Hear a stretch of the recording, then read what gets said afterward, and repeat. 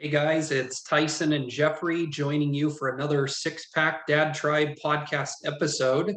Jeffrey, thumbs up to you. Thanks for carving out some time. He and I both had long corporate work days today, but so now it's playtime. We get to talk about things we're passionate about. This is a really great topic that frankly Jeffrey is spearheading because he has some good experience in this. We're going to talk about male health today, specifically around testosterone. And then at the end, I'll briefly mention a couple other really important hormones. As a lot of you guys will probably know, it's not just calories in, calories out.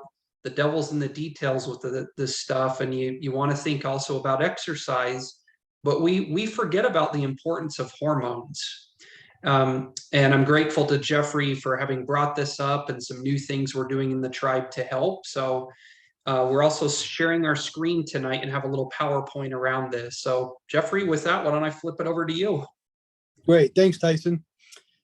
First thing I want to emphasize is neither Tyson or myself are doctors. We don't have medical experience with testosterone, just personal experience. Plus, being guys, testosterone is a big part of our life. And so there is some inherent knowledge and some study that both of us have done as far as this hormone is concerned. Men and women both have testosterone, just in different levels. And what we're going to talk about today is how testosterone affects the male body, how that hormone needs to be balanced with other hormones, and the pros and cons of any type of testosterone therapy that you might engage in. So go ahead. So what is it? What is testosterone? Approximately, and I'm just going to read this slide, approximately 98% of the testosterone in the body produced is bound to either sex hormone binding globulin, that's a lot to say in one word there, or SHBG, which is how you might find it on a blood test, or referred to in any type of research that you look at, or known as albumin. And that may also show up on your blood test as well. This is referred to as bound testosterone. So the bulk of all the testosterone in your body as a male is this type of testosterone. The other 2% that's left over is known as free testosterone. And they have specific different purposes within your body. But the majority of what you have in your body is the bound SHBG testosterone. But we're going to talk about free testosterone here real quick because it's a very important part of the total testosterone picture. So what is free testosterone? Well, free testosterone is responsible for the creation of what are known as secondary sexual characteristics in men. So things like facial hair, deeper voice, lean muscle in particular, those are the things that the free testosterone can affect. So you notice sometimes you see a really virile, masculine looking guy and the voice doesn't match the guy. He's got a higher voice, maybe not particularly a lot of body hair. And as you get older, this free testosterone decreases. And you'll notice in older men in particular, they don't look like they have much leg hair or arm hair, that type of things. That's due to a reduction in this free testosterone.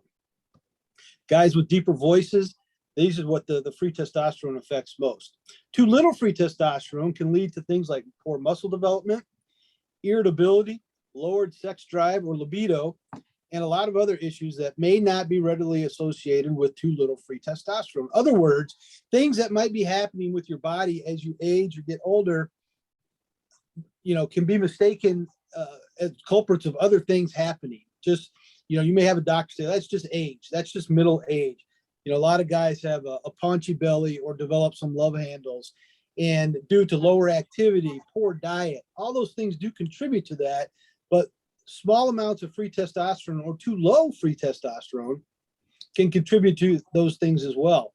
And what I've found in my research and my little journey into how testosterone affects us and what the proper levels for men should actually be has led me to find that general practitioners don't generally want to talk about testosterone. Your regular doctor is going to find some other aspect to attribute some of these things to rather than talk about testosterone, because there are pros and cons, and we're going to get into those later on down the road. And they will attribute it to, and this has been my experience, so I'm not talking about everybody's experience with their doctor, but mine is to leave it alone. If you're within a normal range, even if it's very low normal, we don't want to mess with it. My philosophy is with whatever the normal range is, I want to be high normal, not abnormally high, because there are a lot of cons with that, but high normal. So my body can function and work as efficiently as possible with my hormones balanced. So it's possible to have normal levels of total testosterone, and we'll get into how these are measured here in a minute, and still have a small amount or too little free testosterone to allow it to perform the things that it needs to do in those secondary sexual characteristics in men. So you might not necessarily need more testosterone. You may need to just simply have less of the substances that convert testosterone into other things, such as estrogen. Estrogen is a female hormone. Men have that as well. Too high estrogen, and you take on more female or feminine characteristics. And I'm not talking about, morphing into a female, but weight gain, bloating, higher fat percentages in your body. It's difficult to get rid of. Higher fat deposits in areas that women tend to carry more fat, whether it's in the chest or the hips, in the thigh areas. Too high estrogen causes these things to manifest themselves in the male body. So that's why it's very important to balance out your estrogen level, and on a blood test, or your doctor may refer to that as estradiol. I think I pronounced that correct. That needs to be in balance with your male hormone testosterone. So there's a lot of factors that go into creating a normal, balanced hormonal system within your body, so that your body can function and perform at its optimum level. Go ahead. Jeffrey, one of the things I hear a lot when we're doing enrollment calls and people are considering joining the Six Pack Dad Tribe is, because our audience is typically I would say in their 40s or 50s on average, a lot of them have noticed decreased energy and even brain fog. And I know we didn't have that specifically listed on the PowerPoint, but wouldn't you imagine that could also be another function of? Absolutely. Yeah. Absolutely. Energy fatigue, and we'll see it as we get a little bit further down in some of the pros of having a balanced testosterone. But energy is one of the biggest issues that men, as they get into that middle age level, and as you get past 40, your testosterone, particularly free testosterone, decreases at a certain percentage every single year as you age. So you get into, if a 25-year-old were to have a blood test to measure testosterone versus a 75-year-old who is otherwise perfectly healthy, you'll find a very varying degree on how their testosterone will measure out, both free, total, and the estrogen that's in their body as well. So we'll get to some of those are listed kind of in the pros and cons, but we will talk about that. But you're right, energy is a big factor. Having a properly balanced testosterone level will drastically increase your not only stamina in your activities, whatever those activities are, but a higher energy level and a higher level of the ability to concentrate and focus on what you're trying to do. Hormones play, it's like a domino effect. And any of us that are married or have been in significant relationships, the subject of hormones has come up with their spouse as they go through their fluctuations, whether it's monthly or whether it's things like menopause, those other aspects of aging for women. That's all hormonal aspects that are happening to their body. And we can visually, and we experience it as husbands, the effect of hormones not being balanced at either certain times of the month, or as they age and they go through these cycles and these changes in their body, just like puberty, but reverse. As we go through puberty, and anybody's, obviously we've all been teenagers, we've all gone through puberty, or we have teenage children that have gone through, or adult children that have gone through puberty. You see the effects of how hormones are affecting the body as your body changes and matures in all different levels. So balancing that out, and women have gone through this process with their doctors for decades of balancing out their hormones, whether it's adding testosterone to their body to balance out the estrogen in their body, or boosting their estrogen so that the female body works as efficiently as possible. Their doctors, that's very normal conversations to have with doctors. Men used to be taboo to go in and say, I think I need my testosterone checked because I'm tired, I'm sluggish, my libido is either low or non-existent. I'm having trouble losing weight, or I'm bloating. Those type of questions. You go into your doctor, and a lot of times it gets kind of mansplained to you. I don't know if you've had those conversations with your doctor. It's like, well, you're in your mid 40s, so these things start to happen. Move more, eat less. That solved the problem, and that seems to be a prescription that a lot of general practitioners want to go to. You really have to force the subject of having a conversation about testosterone, levels of testosterone, testing for it, and then the discussion of, how do you balance that out? What type of therapy is available for you? And there's different kinds of testosterone therapies out there. What might be right for you? Or do we just need to change some of the things that we're doing to balance out how our testosterone is operating within our body if we do test within a normal range? So you can see here normal, and again, I'm not a doctor, so I don't really know what a nanogram is, but I do know this is how they measure it. 300 to 1,000 nanograms is a normal range for total testosterone. That's a big, wide brush to paint testosterone with. So you could be 301 total testosterone, you're considered normal, and your doctor would shy away from giving any type of therapy. You would have to be in the 200s somewhere, probably low 200s, before a doctor would say, okay, we need to do something, whether it's with a pill, a patch, or testosterone injections on a regular basis to bring you into the normal level. Now, bringing you into the normal level to a doctor, and I had this conversation with my general practitioner, was if it brings you, from below 300 to 301, now you're normal. So that's the level that they would consider trying to maintain, not high normal. If normal can be 999, why can't I be high normal 900s rather than low normal 300s? And then adjust the therapy accordingly to that. Do I have side effects? Do I have any negative things that I notice within myself by having my testosterone that high? Now, if you've been living with very low testosterone and suddenly you have high normal testosterone, you will notice a difference in how your body functions. And some of that might be, whoa, that's really different.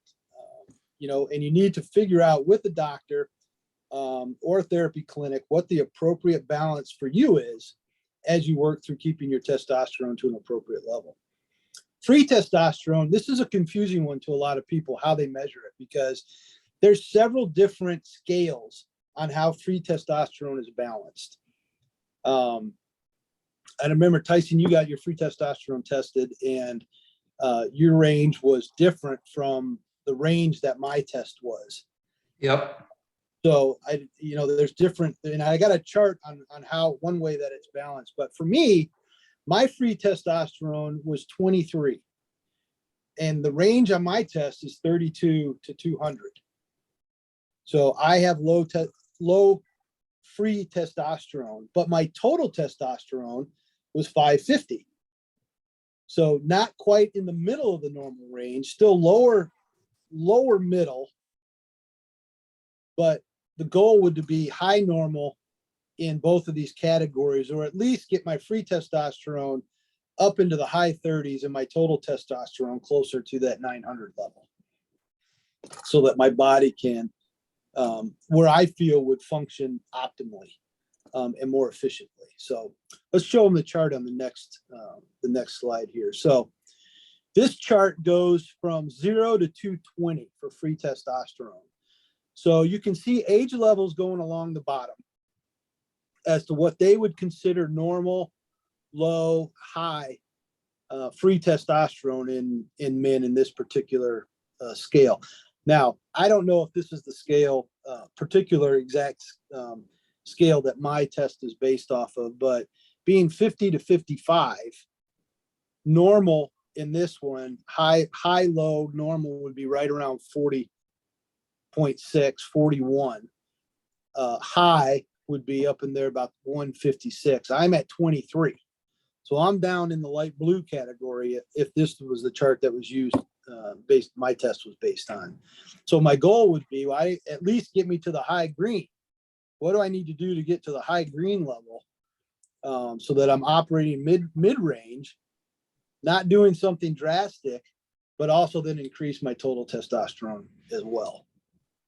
So you could see, looking at this chart, find your age category in there. Obviously the younger you are, the higher those normal levels it is, and the higher the high range becomes. So someone like my dad, who's 75, very high for him would be 113. And that would be like, okay, we do not want your free testosterone. I don't know. And I don't know what the negative effects of a free testosterone that high would be, but I would suspect, in a comical way, you got a super deep voice and you've got hair all over your body, everywhere, at a high free testosterone level. So, maybe like the wolf man, maybe we don't want to get there. We want everything normal high is what I think the goal should be. So, you have any questions on that, Tyson, or observations on that chart there? I know your range was a little bit different on the test that you took. Yeah, so I'll share mine, and part of the reason why we've brought up this on a podcast is, if you have plateaued in your fat loss or in your muscle growth, there's probably a lot of education that we need to provide, through our coaching and supporting people. But certain people, maybe like me or Jeffrey, who are pretty advanced and have been going at this for many, many years, like I have found putting on additional lean muscle to be very challenging. And Jeffrey, you can share more about yourself if you care to do so, but that was one of the reasons why it prompted me to get my testosterone checked. And if I'm looking at your chart here, Jeffrey, it actually aligns nicely, because for my age bracket, 35 to 40, the test that I came back, it said that a normal range would be 49 to 185, which is very similar to what this shows. And I came in at a 64, which was what it's saying is kind of it's in the normal range, but to your point, it's low normal. And so that starts to help paint a picture, perhaps for me, even as I've adjusted protein intake and creatine, all these other things, if I can find ways to maybe get to middle or even high within the normal range of free testosterone, maybe that's another knob I can spin that can unlock additional muscle growth and level of fitness. So that's part of the reason why we're sharing all of this, because everyone wants that outcome. Yeah. And I was a little bit the opposite, and really for my whole life, I can build size and muscle fairly easily. But the negative side of that for my body type and for me is I build fat at the same time. So water weight and fat accumulate with me at the same rate as lean muscle does. So I can get big and I can get strong, but I tend to look like a big power lifter rather than a leaner bodybuilder. Even though the muscle's under there, I struggle to take that fat off my body. I have to work very, very, very hard to lean out, where there's some guys that they quit drinking soda and they shred up for the summer and their abs are showing, just by making one little change. In retrospect, those two types of bodies is somebody has a much more balanced hormone level in their body for it to respond that way versus myself. And so my journey in this, and I'm using myself as a guinea pig, is to try to figure out, as a struggling middle-aged guy trying to lean out as best as possible, with all the aches and pains and some of the medical issues, or concerns that a lot of middle-aged guys have, how do I optimize and balance my hormones appropriately to get to the most efficient body, physiology that I can? And at this point, the science is there to allow me to do that and do it under supervision and doing it with the right people watching the right thing so that it's not haphazard. This isn't, 20 years ago, this type of conversation would happen behind a gym, out of the back of a Chevy Blazer. That's not what we want. That's dangerous. And that's not what we're advocating at all. This is just information to provide you that if you want to have a conversation with your doctor, this gives you the jumping point to do so, to go and say, hey, I've learned something here. I've done some research. I want to ask these questions. Give me your feedback. And then you can explore this with some educated information versus running around, dodging myths and taboo topics and exploring this in the wrong way. So what are symptoms of low testosterone, or you'll hear it called low T? They can produce a variety of symptoms in guys. We talked about decreased sex drive, low libido, less energy that Tyson brought up, weight gain, fogginess, feelings of depression, moodiness, decrease in lean muscle. So not only the inability to create lean muscle, but actual decrease in lean muscle. Your body starts to cannibalize a little bit of the lean muscle that it has, particularly as you age. If you don't keep up with lean muscle doesn't stay. So, it's just like a bully. If you ignore it, it goes away. Your lean muscle will go away to a certain point that your body establishes a normal of what is the minimum that I need to survive and function as a human being. That's not always a great look. And you don't always feel great allowing your body to become that way. Less body hair, thinner bones. So not only are we talking lean muscle and strong ligaments and clear thought, but weaker bones can lead to all kinds of other issues, particularly as we age. We need strong, healthy bones as well as strong, healthy ligaments, tendons, and muscle fibers. And low T symptoms kind of encompass a lot of this. And there's more in there. I mean, it can make a laundry list of things, but these are good starting points to talk about with your doctors if you're interested in discussing testosterone therapy. The caveat, go back to that real quick. The caveat to some of these, and I'll talk about libido number one, is if you have a low or a stalled libido, the doctors tend to want to prescribe a couple of different pills, and we've all seen the different commercials for Viagra or Cialis or those things. Those are Band-Aids to help through those processes, but those are not solving the problem. Proper balanced testosterone and estrogen solves the problem.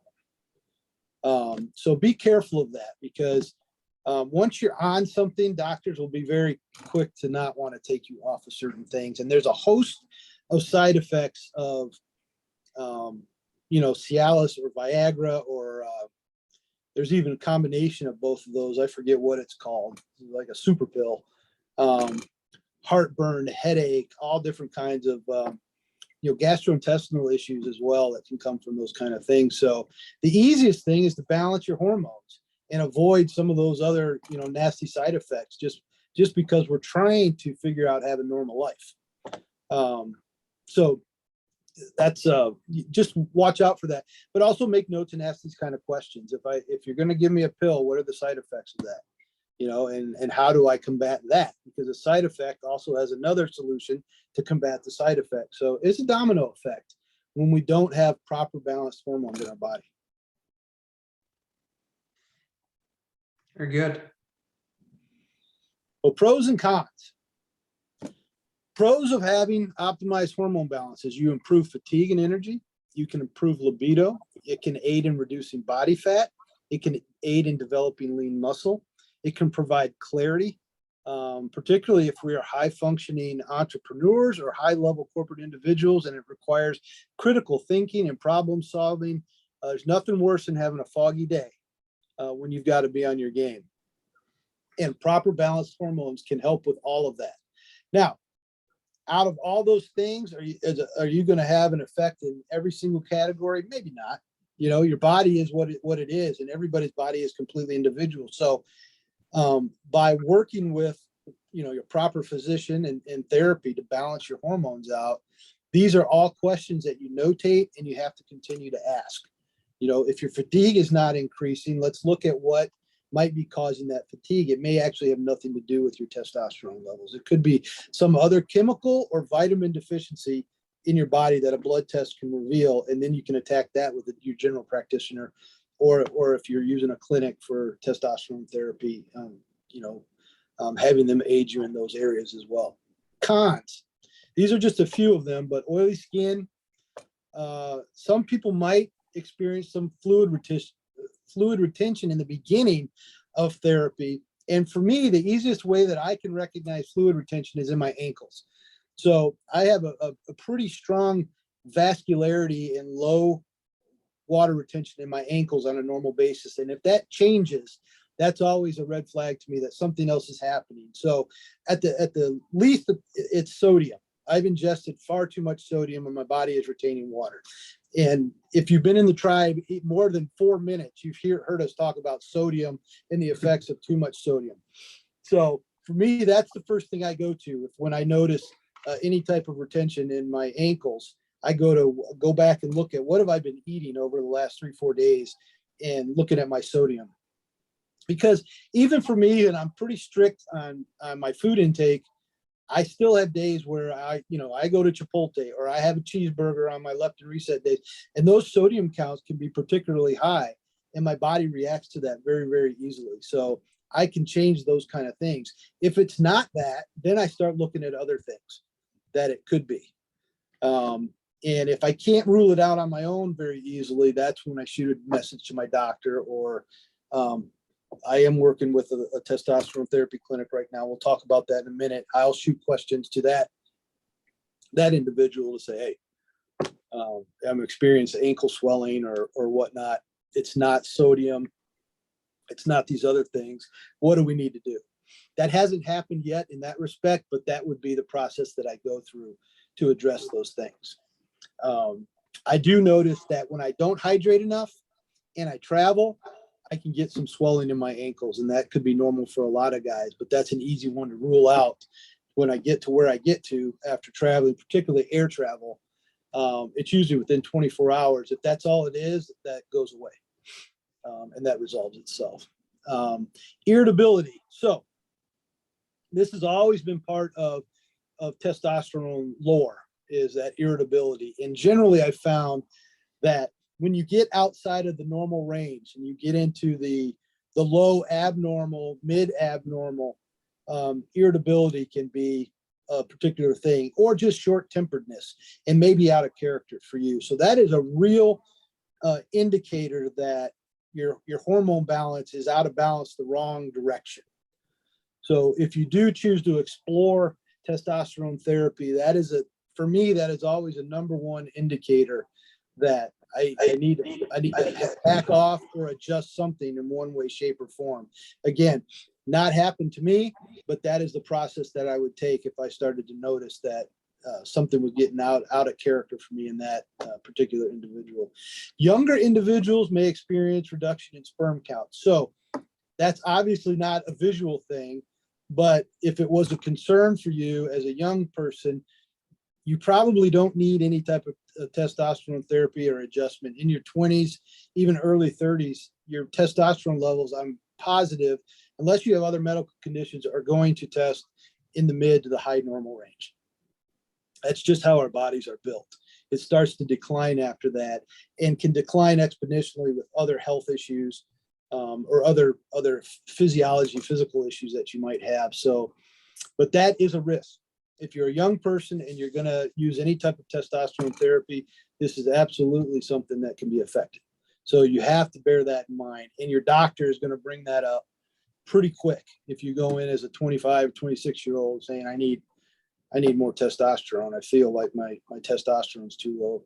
I guarantee you it's probably not. And any blood test that was a good blood test is going to indicate you're probably fine. So unless you have a medical condition requiring testosterone therapy as a younger individual, you're probably not going to find any doctor that's going to want to put you on therapy. There'll be some other route that they go about to resolve any medical issues that you might have. But keep that in the back of your mind, because, low or no sperm count means, you might not be able to conceive children during that time. And that's, usually a concern for young people. So where do you go? Who do you ask? We've talked about going to the GP, and, like I said, you're going to need a very, very significant reason as to why you think your testosterone is low. They're going to ask you a lot of questions or avoid it rather quickly. Range, normal range, even low normal, will make them hesitate to prescribe. Of course, I misspelled any, but that's supposed to say any therapy. So you're going to really need to have a very good case to make to your doctor as to why you think they should prescribe some sort of testosterone therapy. You may need to change GPs if you're that adamant and want to work through your GP. You might even need to be able to change GPs, but you're going to need to document. So this isn't just waking up one morning and saying, man, I'm fatigued. I'm going to go talk to my doctor. You need to build a case study when you're going to take it to your GP as to why you think you realistically need some sort of testosterone therapy. Clinics, they're all over the place. Testosterone therapy clinics are all over the place, but that does not mean they're all equal. So you have to do your research. And generally speaking, when you go in, the consultation's free the first time, but you pay for the blood test, and that can vary anywhere from, maybe $75 to $300, depending on where you go. So you got to do your research a little bit before you go in. And absolutely, if you don't think that the clinic's right for you, find another one. Before you decide on any therapy, make sure that you're 100% comfortable. And you can even take your blood test results from these clinics back to your GP if you really want to have a thorough, in-depth discussion and show them, the vitamin levels, all the different aspects. And it's a very thorough. My blood test is, it's right here, but it's 6 pages long, describing all the different levels of everything that they tested in my blood before we decided on what type of therapy that they recommended for me. So, and a good clinic will really advise you too, if your blood test comes back and you don't need it, your free testosterone is fine, your total testosterone is at a really good level, they should not be pushing you to take testosterone therapy. There should be a discussion on what you can do to resolve some of the other symptoms that you may be feeling you're having as to why you're at the clinic in the first place. And again, for me, the goal is high normal, not just normal. I want to be, as high as safely possible, so that my body can work at its optimum level.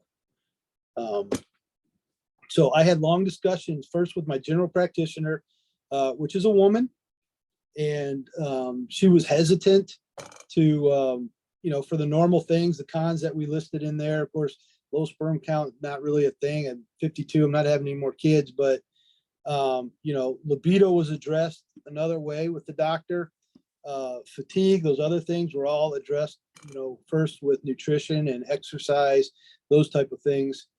And then I took that information and I researched several clinics in the area. I went in, I had a consultation. I was very comfortable with the doctor that I spoke to at the clinic.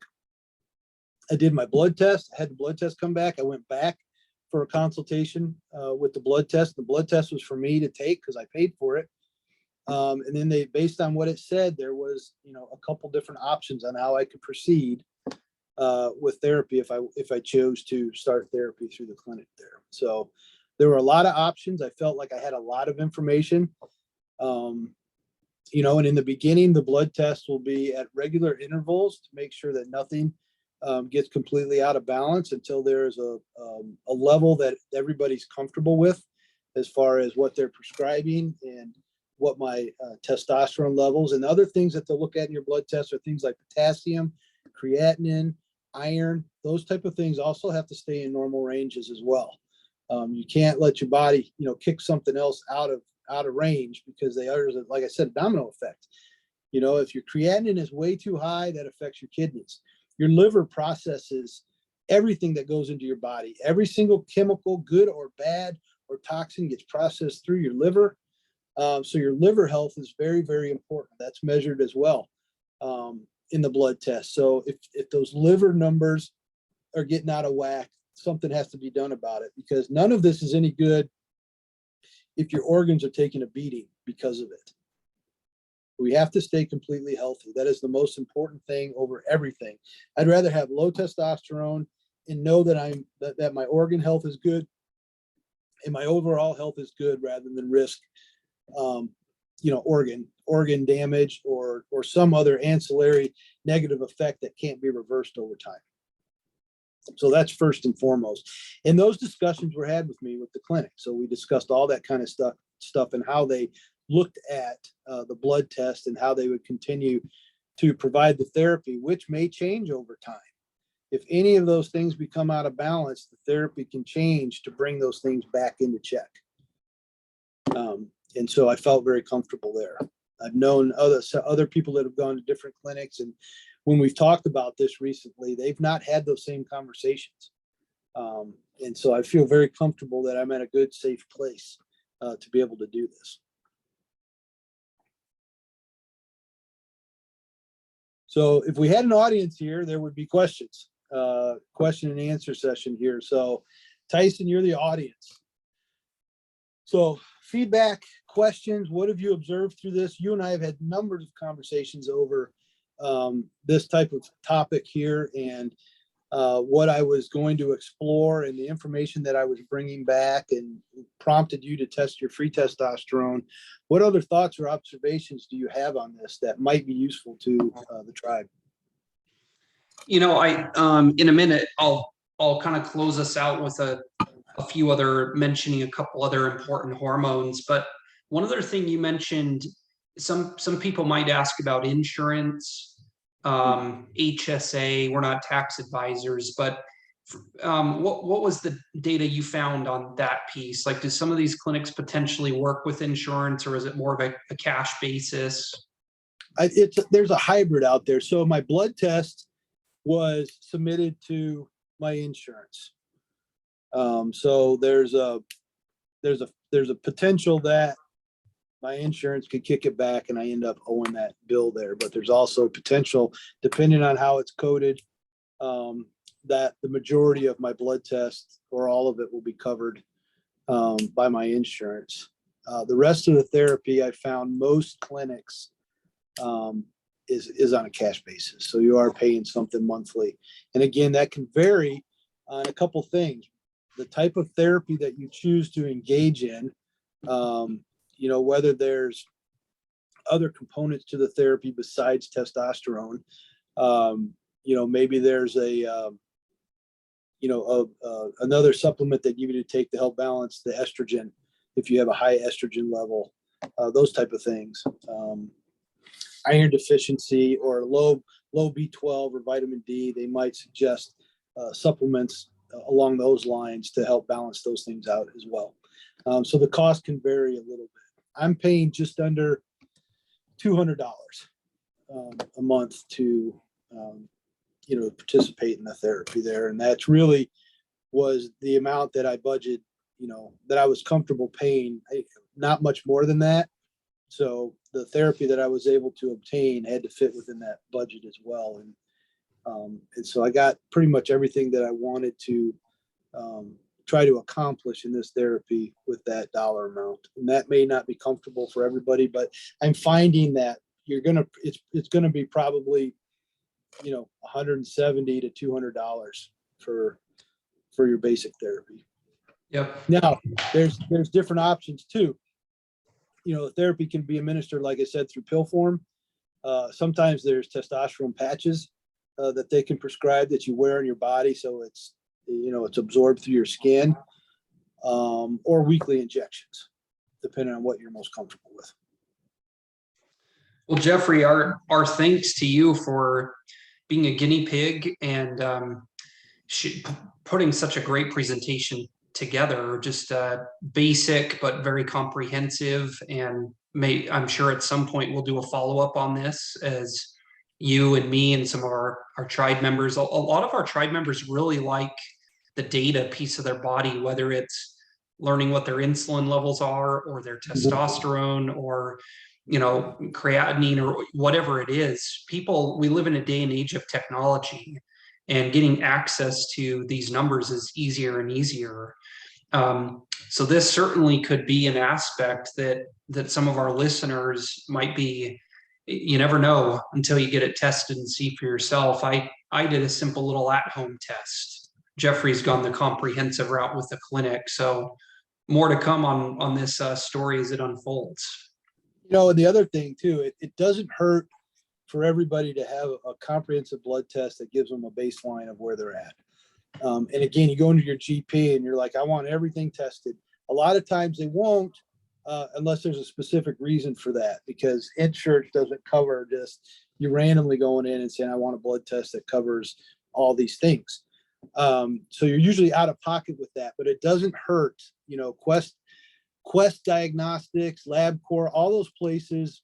If you know what kind of blood test you want to get, you can walk in and pay cash and get a comprehensive blood test. You just have to have somebody read some of the medical jargon to you.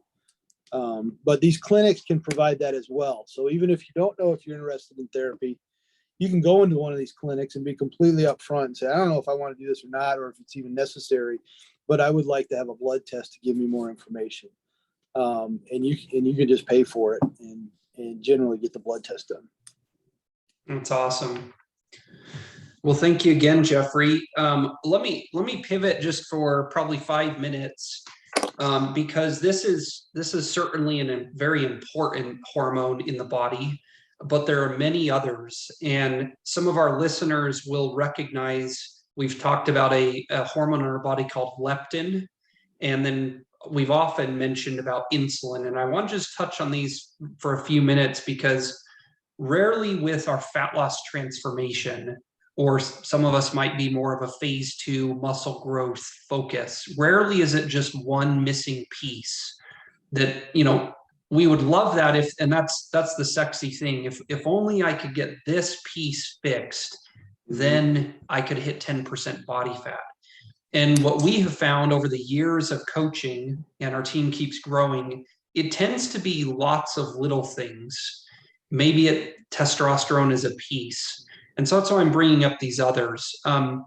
With leptin, what happens is, and most diets fail to address this, when you lose 20 to 30 pounds or so, that's confusing for your body. And your leptin levels will change as you lose weight. My understanding is that they basically drop. There's leptin and ghrelin. These are hunger hormones. And basically, as the more weight we lose, we are naturally going to get hungrier, because our body wants us to eat more. It thinks that we're starving.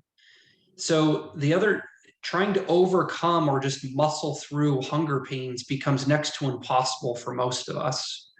Our metabolism also starts to slow down as we lose weight. And so that's why so many people plateau around their 8 to 12 week mark. They just can't get any lower in their weight or fat loss. So what we teach in our tribe is called a leptin reset.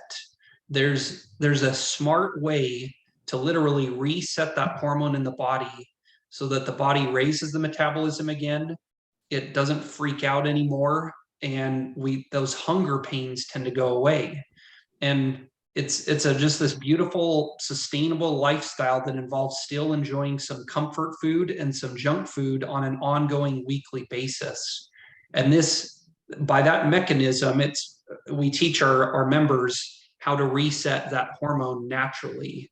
No supplements, no clinics or anything, just naturally. But I just wanted to kind of whet our audience's appetite that that's an important piece of this. And if your current program doesn't have a leptin reset component, it's a big piece that's missing. The other thing I wanted to mention here is a third hormone is insulin. And at least half of the people who are listening to this podcast are insulin resistant. And there's a fantastic guy, if you look him up on YouTube, Ben Bickman, Brigham Young University professor. We have him in our course. He's given some amazing talks on this. He says that this is the biggest health problem in the world, is insulin resistance.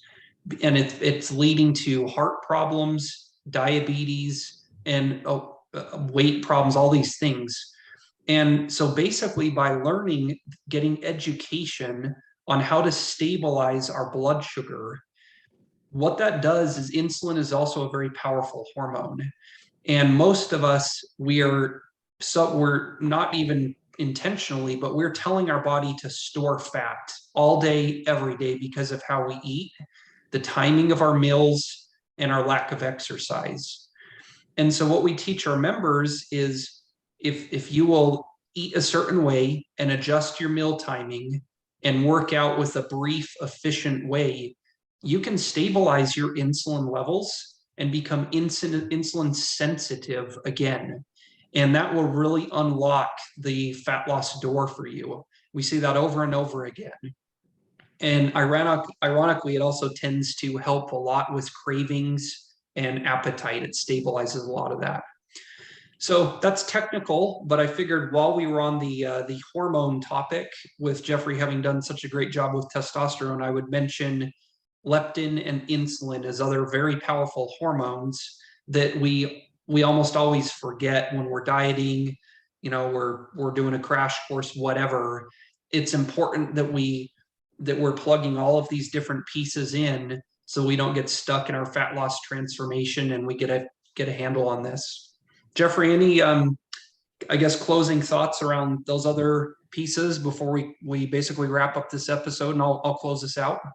No, I think you're absolutely right, where, all of these things work in conjunction with each other. So it's not just one component that you have to fix. It's like changing, hoses on a really old car. You change one hose, another hose goes, because the system gets used to working together the way it is. And when we change just one thing and we ignore components of the body in other areas, other things can get out of whack. You might fix your testosterone, but your creatinine level is now too high and it's stressing your kidneys because of that. So how do we balance that out? Or your potassium gets too high, or your liver enzymes are out of whack. When we don't pay attention to those things, other things happen that need to be addressed in other medical and chemical prescription type ways. And that is what we want to avoid. We don't want to be on medicine if we don't have to be on medicine. That's, in essence, you're putting chemicals into your body, to solve problems that generally can be fixed with proper hormone levels, exercise, and the right nutrition. It's as simple as that. Even though those components can be complicated, it's really those three things, those three pillars there. So you just have to pay attention to all the other factors in there and sit down and really understand how the body works. If you can do a few minutes of learning how your body is supposed to work as opposed to how it's currently working, just surviving is not thriving. And that's something that I stress with a lot of people I talk to. You advocate for yourself with your doctors. You just don't want to survive. You want to thrive. And so there's things that need to happen to make that transition from staying alive to thriving and being very healthy and extending your longevity of life. So Tyson's absolutely right. All those other factors have to be paid attention to. Jeffrey, our thanks again to you for a fantastic presentation tonight. In closing, for anyone who's listening here today, there's a lot to digest. There's a lot of education that goes into fixing our body fat problems once and for all. And just like many of us have invested in a bachelor's, maybe even an MBA or a law degree, we need to invest in getting the proper education with our health. And to Jeffrey's point, what we're really talking about here is going out on bike rides with kids and grandkids, avoiding going under the knife or dying prematurely. I love Jeffrey's point about clarity of thought. And a lot of us are business leaders and church leaders, and having clear thinking and strong energy throughout the day affects a lot of people in our lives. And so we would invite you to continue investing in getting the education you need to fix this problem, and that rising tide will lift all other boats in your life. What we provide within the tribe is education and coaching around a sustainable lifestyle that people can do frankly, to the day that they die, without living in the gym, without extreme fad diets, and we have no products to sell. So if you're listening and you want to explore working with us, please go to the sixpackdadtribe.com and book a call with us. We've got Jeffrey as one of our senior coaches and a growing team of people, myself, mindset coach, and it's so much fun. So Jeffrey, thanks again. We will close out the books on this. And again, go to the sixpackdadtribe.com, and we look forward to talking with you soon. Take care. Thank you.